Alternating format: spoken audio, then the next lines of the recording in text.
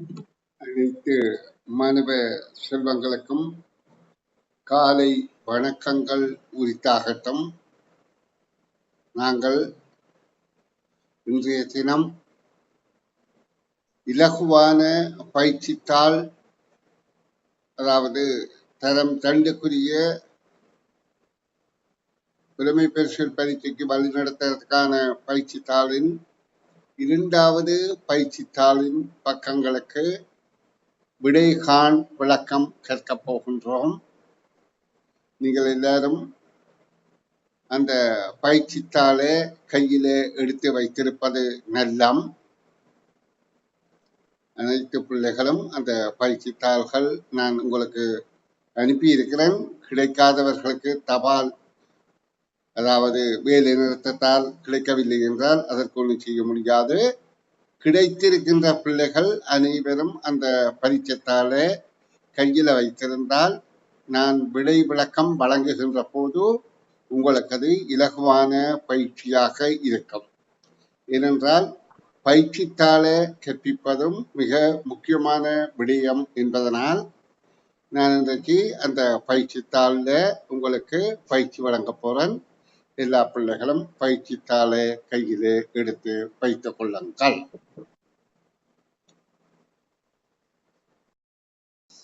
இது தரம் 5 புலமை பரிசில் பரீட்சைக்கு தயாராக மாதிரி பரீட்சைகள் தரம் 2 மாணவர்களுக்கானது. அதாவது நுண்ணறிவை பொறுத்தவரையில நாங்க இலகு வழியிலே பயிற்றுவிக்க வேண்டிய முக்கியத்துவம் இருக்கின்றபடியால் நீங்க ஆரம்ப கருத்தில இருந்து அங்கே ஒரு 14 தலைப்பில தான் கேள்விகள் வினாவப்படுகின்றது. அந்த 14 தலைப்புகளின் பெயர்கள் உங்களுக்கு முக்கியம் இல்லை, அதாவது தலைப்புகள் முக்கியம் அல்ல, தலைப்புகள் உள்ளடங்குகின்ற விடயங்கள் தான் முக்கியம். அப்ப அந்த விடயங்களை இலகுபடுத்தி மெல்ல மெல்ல சொல்லித் தருகின்ற பயிற்சியாக இந்த பயிற்சித்தாள்கள் அமையும். இதுல மொத்தம் 8 பரீட்சைத்தாள்கள் இருக்கின்றது. இந்த 8 பரீட்சைத்தாளும் வினாத்தாள் 1 தலையீடாக இருக்கும். ஒவ்வொரு பரீட்சைத்தாளையும் 50 வினாக்கள் வீதம் உள்ளது. நான் இப்ப சொல்லித் தருகின்ற போது நீங்க அவதானிங்கோ. 1, 2 வெற்று அடைப்புக்கு பொருத்தமானது எது என்று கேட்கப்படுகின்றது. அதாவது முதலாவது 2வது அடைப்புகள்ல இந்த வெற்று அடைப்புக்கு எந்த குறியீடு இதுல பொருத்தம் என கேட்கப்படுகின்றது. இங்க ஒரு சதுர கட்டமைப்புல 4 நிலையும் 4 நிரலும் இருக்கின்றது. அதுல நடைபெறுகின்ற மாறுபாடுகளை அவதானிக்கிறதன் மூலம் இந்த முதலாவது இடத்திலையும் 2வது இடத்திலையும் இதிலே எந்த குறியீடு வர வேண்டும் என்பதை நாங்கள் இனங்காண வேண்டும். அப்ப நாங்க இதை பார்க்கிறீங்க, நாங்க இப்ப இத ஒன்றில் பலம் சொல்லியாக திரும்புதல், இடஞ்சொல்லியாக திரும்புதல் என்பதை மணிக்கூட்டு முள்ள வைத்து காணலாம். இப்ப மணிக்கூட்டு முள்ளில முதல் முள் மணி முள் என்று வைத்துக் கொள்ள, நிமிட முள்ள வைத்துக் கொள்வோமே. 12 மணிக்கு மணி முள்ளான் சரி. மணிமுள் என்பது 12 மணிக்கு இப்படி நிற்கின்றது, 3 மணிக்கு இப்படி நிற்கின்றது, 6 மணிக்கு கீழ் நோக்கி நிற்கின்றது, 9 மணிக்கு மேற்கு திசை நோக்கி இருக்கின்றது. அப்ப நாங்க இத திசைகளாகவும் கற்றலாம்.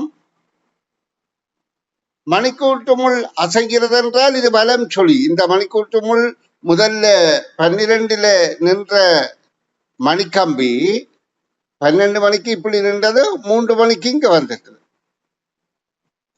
3 மணியில இருந்து 6 மணிக்கு இங்க வந்துட்டு, 6ல இருந்து 9க்கு அது திரும்ப இங்க வந்து இதாக இருக்கின்றது.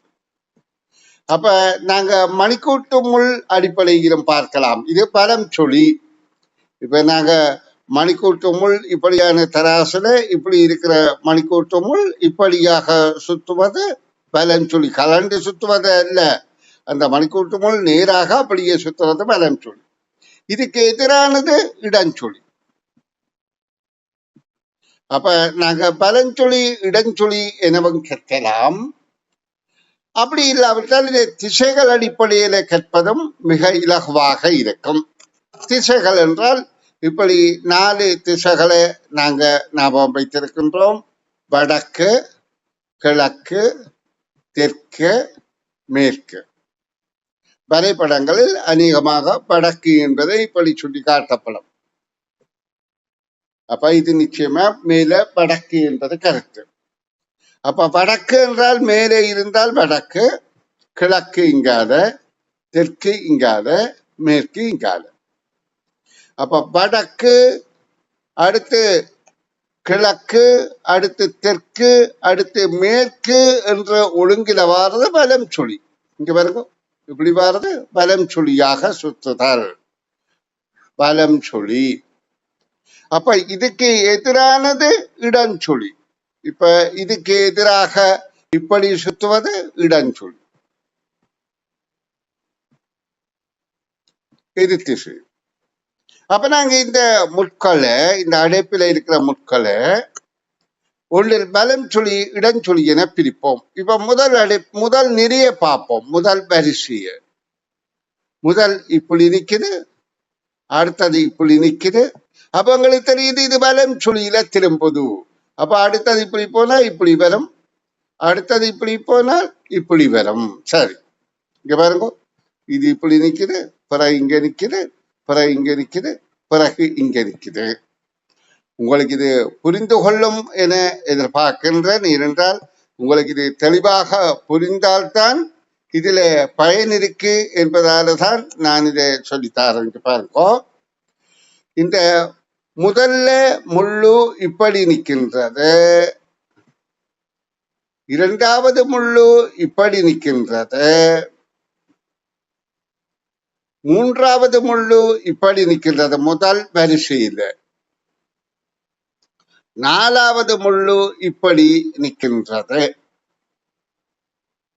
நான் இப்ப இந்த முள் அசைகிற பக்கங்களை உங்களுக்கு காண்பிக்கிற போது உங்களால புரிந்து கொள்ள முடியும். அதாவது இப்படி நிக்கிற முள்ளு முதல்ல இப்படி நின்றது, பிறகு இப்படி வந்துச்சு, பிறகு இப்படி போச்சுதோ, பிறகு இப்படி போச்சுதோ. இது பலம் சுழியாக சுற்றுதல். திரும்ப காட்டுறேன் பாருங்க. முதல் முள்ளு இப்படி நின்றது, அதாவது கிழக்கு திசை நோக்கி, அடுத்தது தெற்கு திசை, அடுத்தது மேற்கு திசை, அடுத்த திரும்ப வடக்கு திசை. இப்ப உங்களுக்கு இது புரிந்திருக்கும் என எதிர்பார்த்து கொண்டு நான் அடுத்த விடயம் கற்பிக்க போறேன். அப்ப இது இடமிருந்து பலமாக வலம் சுழியாக திரும்புகின்றது. அப்ப இதுக்கு அடுத்ததாக இதுல இந்த வலஞ்சொலியாக திரும்புறது நாங்க இன்னொரு அடையாளத்தையும் பார்க்கலாம். இங்க பாருங்க, ஒரே குறியீடு 3 ஒரே திசையில வருகிறது. அப்ப அதை கொண்டே நாங்கள் இனம் கண்டு கொள்ளலாம். ஒரே குறியீடு, ஒரு குறியீடு இருந்தா நாங்க கண்டுகொள்ள இயலாது. ரெண்டு இருக்கிற இடத்துல பார்க்கலாம். இங்க பாருங்க, இது ரெண்டும் ஒரு மூல திசையில ரெண்டும் ஒரே பக்கம். அப்ப இது ரெண்டும் ஒரே பக்கம் என்றால் இது இங்கேதான் வரும். இது மூன்றும் பாருங்க ஒரே திசை. அப்ப இது மூன்றும் ஒரே, இது 4 இரண்டாவது நடுவில் உள்ளது. அடுத்த இது இப்படியாக வரும். அப்ப எங்களுக்கு விளங்குது, இதுல இந்த அம்புக்கோடு இப்படியாகவும் இந்த அம்புக்கோடு இப்படியாகவும் இருக்கிற விடை இதுல எது என்று பார்த்தால் 1, 2க்கு மூன்றாவது. அப்ப திசைகளை அடிப்படையாக கொண்டு சொல்லலாம், பலஞ்சொலி இடஞ்சொலி என்பதை அடிப்படையாக கொண்டு சொல்லலாம். இதே மாதிரி மேலிருந்து கீழாகவும் இதை நாங்க ஒப்பிட்டு பார்க்க முடியும். ஏதோ ஒன்றை இப்போ ஒப்பிட்டு பார்த்தால் எங்களுக்கு போதுமானது. ஆகவே மூன்றாவது விடை இதற்கு பொருத்தமாக இருக்கின்றது. இனி நான் அடுத்த வினாவுக்கு விடை விளக்கம் தாரன், கவனிப்போம். அடுத்த வினா, இப்ப பக்கமாக பார்த்தால் தோன்றும் தோற்றம் அதாவது இப்படி பார்க்கின்ற போது இந்த வடிவத்தை இந்த திசையில பார்த்தால் இதுல எந்த தோற்றம் என்று கேட்கப்படுது. இந்த பெரிய கனவுரு துண்டு இந்த ரெண்டும் மறைந்து விடும் பின்னால, அதுக்கு பின்னால நாங்க பார்க்கிற போது. அப்ப இந்த தோற்றம் தான் பொருத்தமாயிருக்கும். இப்ப நாங்க இந்த பக்கத்தால பார்த்தால் இந்த துண்டு தெரியும், இது தெரியாது, இது தெரியும். அப்ப இது பொருத்தமாயிருக்கும் பின்பக்கத்தால பார்த்தா. அப்ப இந்த முறை எந்த இதுலையும் பொருந்தாது. அப்ப இது புலக்காட்சி, காண்பதன் மூலம் இதன் காண்பது. அப்ப இந்த கேள்விக்கான விடை முதலாவது. இனி நாங்கள் அடுத்த கேள்வியை பார்ப்போம். மூன்றாவது கேள்வி, புள்ளிக்கோடு வழியே மடித்தால் கிடைப்பது. இங்க பாருங்க, இது ஒரு நேரான சட்டம். இதுல இந்த புள்ளிக்கோடு இவ்வாறு பிரிக்கின்றது. இந்த வகையில இதை பிரிக்கின்ற போது இதுல இப்படியாக இது பிரியும். அப்ப இதுதான் பொருத்தமான. மற்றது பொருத்தம் இல்லை, இது வேற மாதிரி இருக்குது. அப்ப இதுவும் பொருந்தாது. அப்ப மூன்றாவது விடையே பொருத்தமானதாக இருக்கின்றது. இனி நான்காவது வினாவை பார்ப்போம். இது ஒரு மேசை, பாடசாலைகள்ல இருப்பது. இதில் 4 கால்களும் ஒரே அளவானவை என்பது, அதாவது கால்கள் 4 நிலத்தில ஒரே தளத்தில தான் முட்டிக்கொண்டு நிற்குது. ஆனா இந்த மேசை சாய்வாக இருக்கிறது முன்பகுதியில. அப்ப சாய்வா இருக்கிறபடியே இந்த கால்கள் ரெண்டும் சிறிதாகவும் இந்த கால்கள் ரெண்டும் பெரிதாகவும் இருக்கும். அப்ப 4 கால்களின் சமமா ஒரே அளவானவை என்ற விடை தவறு. 2 கால்கள் சிறியவை, 2 கால் பெரியவை என்பது ஒரு பொருத்தம். 1 கால் மற்றும் சிறியது என்ற பொருத்தமில்லை. அப்ப இரண்டாவது விடை மிக பொருத்தமானது. இரண்டாவது பயிற்சித்தாளின் 2ஆம் பக்க வினாக்களுக்கு விடை காணும் முயற்சியில் ஈடுபடுவோம். இதுல மூக்கு கண்ணாடி அணிவது பொருத்தமற்ற விடை என கேட்கப்படுகின்றது. இது மூக்கு கண்ணாடி என்று ஏன் சொல்வதென்றால், இது பயன்படுவது கண்ணுக்குத்தான், ஆனால் மூக்கில் தான் முகத்திலே இது தாங்கி இருக்கிறபடியால் இது மூக்கு கண்ணாடி என்று சொல்லப்படுது. அப்ப இது அணிவது பொருத்தமற்ற விடை என்று கேட்கப்படுது. முகத்தில மூக்கின் மேல் வாயின் மேல் என்பது அதாவது ஒரு கொச்சை மொழியாக இருக்கின்றது. மூக்கு மேலுதான் இருக்குது, அது முகத்தில தான் இருக்குது. அப்ப பொருத்தமற்ற விடை என்றால் இதுக்கு பொருந்தாத விடையை நாங்க தெரிவு செய்யணும். அப்படி பொருந்தாத விடை என்பது வாயின் மேல் என்பது பொருந்தவில்லை. இனி இது புலக்காட்சி. ஒரு போத்தல் உடைந்த தோற்றத்தில எது பொருத்தமானது என்று நாங்க இதுல ஒப்பிட்டு பார்க்கிறதன் மூலம்தான் கண்டுபிடிக்கக்கூடியதாக இருக்கும். இந்த போத்தல் உடைந்த கீழ்ப்பகுதி, நாங்கள் இப்ப இது ஒரு போத்தலாக கீறி பார்த்தால் எங்களுக்கு இது புரிந்து கொள்ளும். இப்போ கவனிங்கோ, நான் இந்த போத்தல் கீழ்ப்பகுதியை உங்களுக்கு சும்மா கீறி காட்டுறேன். அதாவது இது இப்படி இருக்கும், பிறகு கொஞ்சம் வளைஞ்சிருக்கும், பிறகு இது இப்படி இருக்கும், கொஞ்சம் வளைஞ்சிருக்கும், பிறகு இது இப்படியாக இருக்கும். இப்படி இருக்கிறதான் போத்தல். அதுல இந்த பகுதிகள், அதாவது உடைந்த பகுதிகள் இப்படியாக இருக்கும், பிறகு இப்படி இருக்கும், பிறகு இப்படி, பிறகு இப்படி, பிறகு இப்படி, பிறகு இப்படி. அப்ப இதுல எது பொருத்தமா இருக்குன்னு நாங்க கண்ணால பார்க்கவே எங்களுக்கு தெரியுது, இதுதான் பொருத்தமாக இருக்குது. மற்றதுகள் பொருந்தாது. ஏன் இங்க பாருங்க, இது ரெண்டும் மேலே எழும்பி நிற்குது, அங்க அப்படி இல்லை. அதே மாதிரி தான் இது ரெண்டு மேலே எழும்பியிருக்குது, மேலே நிமிர்ந்திருக்குது. அதுபடிய இது ரெண்டும் விடை தவறு. அப்ப பொருத்தமான விடை இரண்டாவது விடை என்பதை நீங்க புரிந்து கொள்ளுங்கள். இனி நாங்கள் அடுத்த வினாவை பார்வையிடுவோம். அதாவது 7வது வினா. இதில் சதுர வடிவின் இரு மடங்கு முக்கோண வடிவங்கள் உள்ளது என்பது சரியா பிழையா என கேட்கப்படுகிறது. அப்ப நாங்க இதுல என்ன செய்யணும்? உள்ள சதுர வடிவங்களை எண்ணி பார்ப்போம். 1 2. முக்கோண வடிவங்களை எண்ணி பார்ப்போம். 1 2 3 4 5 6. அப்ப 2 போல எத்தனை மடங்கு 6 என்றால் 2 3ஆல பெருக்கினாத்தான் 6 வரும். அப்ப 3 மடங்கு சதுர வடிவம் மும்மடங்கு முக்கோண வடிவங்கள் உள்ளன என்ற இரண்டாவது விடைதான் பொருத்தமானது. அடுத்த 9வது வினாவை பாருங்க. இதுல 2 கிலோ சீனி இருக்குது, இதுல 2 கிலோ பஞ்சு இருக்குது. பஞ்சு தொட்டு பார்க்கறது பாரம் கூட என்றாலும் 2 கிலோ என்றால் 2 கிலோ தான், அதாவது 2000 கிராம் தான் 2 கிலோ என்றா. சீனி 2 கிலோ என்றாலும் 2000 கிராம் தான். அப்ப நிறை ரெண்டும் சமனானது என்பதுதான் மூன்றாவது விடைதான் பொருத்தமானது. இனி நாங்கள் 9வது வினாவை பார்ப்போம்.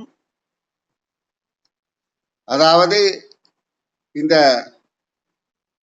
கவனிங்கோ, இந்த 9வது வினாவில 2 அதாவது சதுரமுகிகளை கூட்டினா 20 கிலோகிராம். அப்ப இப்ப கேள்வி என்ன? ஒன்று நிறையாது. அப்ப 20 2ஆல நாங்கள் வகுக்க வேண்டும். 20 2ஆல வகுத்தால் 2 அப்ப 0, பிறகு மேல 0 போட்டால் 10 என்றதான் விட. இனி அடுத்த கேள்வி. இது ஊசி, இது நூல். அப்ப ஊசியும் நூலும் எதற்கு பயன்படுவது? துணிகளை இணைப்பதற்கு. அப்பதான் சரியான விட. துணிகளை பிரிக்கிறது கத்தரிக்கோள், அழகூட்டுவது தைத்தல், தைக்கிறதன் மூலம் அழகூட்டலாம். அதாவது அதுக்குரிய தையல் முறையில தைத்து அதை பூப்படங்கள் போட்டு அழகூட்டலாம். நேர்கோடுகளின் எண்ணிக்கை யாது? 1 2 3 4 5 6.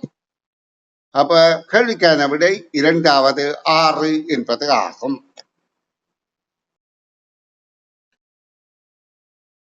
இது இரண்டாவது பயிற்சியின் 3ஆம் பக்க வினாக்களுக்கு விடை காணும் விளக்கம். இங்க ஆங்கில எழுத்துக்களுக்கும் இலக்கங்களுக்கும் உள்ள தொடர்பு. ஆங்கில அகரவரிசையில ABCD என சற்றறையில 26 எழுத்துக்கள் இருக்கின்றன. அப்ப அத A1 என்று கொண்டால் B2 C3 அந்த ஒழுங்கில இங்கே தரப்பட்ட. அப்ப ABC என்பது 1 2 3 என்றால் A என்பது 1, B என்பது 2, C என்பது 3 என வருமாயின் B என்பதற்குரியது 2, C என்பதற்குரியது 3, திரும்ப A என்பதற்குரியது 1. அப்ப இது நாங்க தொடர்பு காணுது. அந்த இலக்கங்களுக்கு இந்த எழுத்துக்கள் பொருத்தமோ அதை வைத்து நாங்கள் இனம் காணுகின்றோம். அப்ப 2 3 1 என்ற இரண்டாவது விடைதான் பொருத்தமாக இருக்கின்றது. அடுத்த கேள்வி. வகுப்பறையில் இருப்பவன். வகுப்பறையில் அமர்வதற்கு நாற்காலி இருக்கும், எழுதுவதற்கு பயிற்சி செய்வதற்கு மேசை இருக்கும். ஆனா கட்டில் என்பது தவறானது.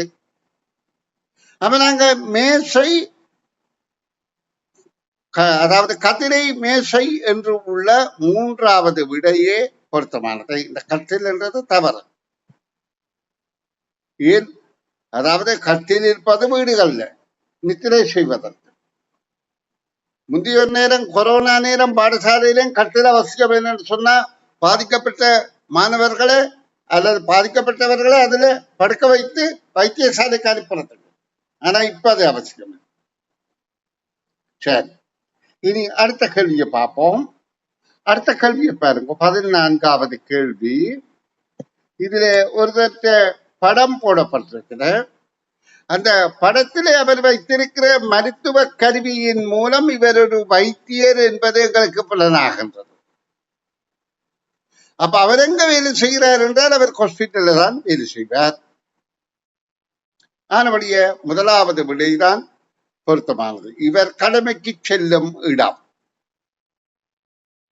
இனி 15வது கேள்வி. உருக்களுடன் நெருங்கிய தொடர்புள்ள சொற்கள். இது ஒரு மெழுகுவர்த்தி. இந்த மெழுகுவர்த்தியில சூடு இருக்கும், சுடத்தான் செய்யும். மெழுகு இருக்கின்றது, வெளிச்சம் இருக்கின்றது, வெப்பம் இருக்கின்றது. அடுத்த முதலாவது விட கூட பொருத்தமா இருக்கு. அடுத்த 2வது பாப்பம், சூடு இருக்கின்றது, குளிர் இருக்காது, வெளிச்சம் இருக்கின்றது. அடுத்தது வெளிச்சம் இருக்கின்றது, ஆனா சத்தம் இருக்காது, பிரகாசம் இருக்கின்றது. அப்ப முதலாவது விடையே கூடிய பொருத்தமாக இருக்கின்றது. 3 சொற்களும் பொருந்தக்கூடியதாக இருக்கின்றது. நாங்கள் இனி இதனுடைய இறுதி வினாக்களை பார்ப்போம். பைசிக்கிளோட தொடர்புடையது. பைசிக்கிள் ஓடு நட நில். பைசிக்கிள் ஓடு நிற்கும், ஆனா நடக்காது. அப்ப அது பொருந்தாது. முதலாவது விடை பொருந்தாது, நடக்கிறது இல்லை பைசிக்கிள். மிதி சங்கிலி பச்சில்லு. ஓ, மிதி என்பது இந்த பெடல், அமர்த்துற பெடல், நாங்க சக்தியை கொடுக்கிற பெடல். சங்கிலி என்பது இந்த நாங்க சக்தியை கொடுத்தா அது பின் சில்ல உருள வைப்பதற்கு போறது சங்கிலி. இந்த மிதியோட தொடர்புடையது பச்சில்லு. அப்ப இது மிக பொருத்தமாக இருக்கின்றது. அப்ப ரப்பர் சில்லு என்பது சில்லு ரப்பர் பொருத்தம். இரும்பு கம்பி என்பது இரும்பு கம்பி பொருத்தம். இதுகளில் இரும்பு கம்பியா இருக்கும். ஆனா மோட்டார் யந்திரம் இருக்காது. இது துவிச்சக்கர வண்டி, மனித வலுவால் இயங்குவது. ஆகவே 2வது விடைதான் பொருத்தமானது. வாக்கியத்தின் கருத்தை தெரிவு செய்க. சிறகடிக்கும் பறவை அப்படி என்றாலே தெரியுது பறக்கக்கூடிய பறவை. அப்ப பறக்கும் பறவை. வாக்கியத்தின் கருத்து சிறகடிக்கும் பறவை என்றால் பறக்கும் பறவை. சிறகொடிந்ததோ வால் ஒடிந்ததோ அல்ல. இரு விளக்கில் ஒரு விளக்காம் வெண்ணிலாவே. வெண்ணிலாவே என்பது வெண்மை நிறமான சந்திரன். அப்ப அது 2 நிறம், 2 விளக்கு மாதிரி இருப்பது இரு விளக்கில் ஒரு விளக்கு என்பது சந்திரன் ஒரு விளக்கு என்றால் அந்த சந்திரனுக்கு சுயமாக வெளிச்சம் இல்லை, சூரியன் வெளிச்சம் பட்டுத்தான் தெரிக்குது. அப்ப இரு விளக்கில் ஒரு விளக்காக சந்திரன் இருக்குமாயிருந்தால் இதற்கு வெளிச்சத்தை கொடுக்கிற அடுத்தது ஏது? சூரியனாக இருக்கும். அப்ப சூரிய சந்திரனில் ஒன்றான சூரியன் என்பது தவறு. சூரியன் சந்திரனில் ஒன்றான சந்திரன் என்பது தவறு. மின்விளக்கு குப்பி விழிகளுக்கு எரிகின்றது என்பது தவறு. அப்ப இதுல கேள்வி என்ன? இரு விளக்கில் ஒரு விளக்காம் வெண்ணிலாவே. அப்ப நாங்க கேள்வியை நன்றாக அணுகிற போது சூரிய சந்திரனில் ஒன்றான சூரியன் என்பது தவறு. சூரிய சந்திரனில் ஒன்றான சந்திரன் என்பது தான் பொருத்தமானது. அதாவது இதுல வெண்ணிலாவே என்பது சந்திரன், நல்லா கவனிக்கணும். அப்ப இருவிளக்கில் சூரியனும் சந்திரன்ல இது சந்திரனை தான் குறிக்கின்றது. ஆகவே 2வது விடையே பொருத்தமானது.